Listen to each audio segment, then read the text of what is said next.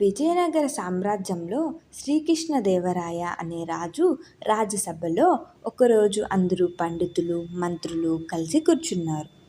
ఆ సభలో తెలివితేటలతో ప్రసిద్ధి పొందిన తెనాలి రామకృష్ణ కూడా ఉన్నాడు.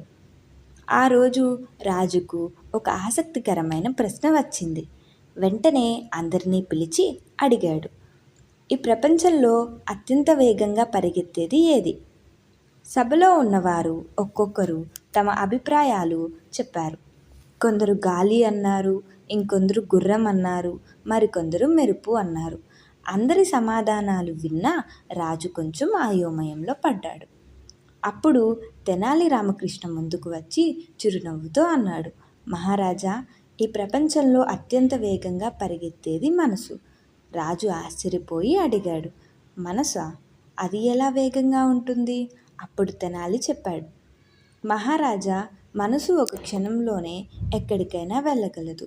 మనం ఇక్కడ కూర్చొని ఉండగానే మన ఆలోచనలు దూరదేశాలకు, పర్వతాలకు, సముద్రాలకు, ఇంతకీ చంద్రుడి వరకు కూడా వెళ్ళిపోతాయి.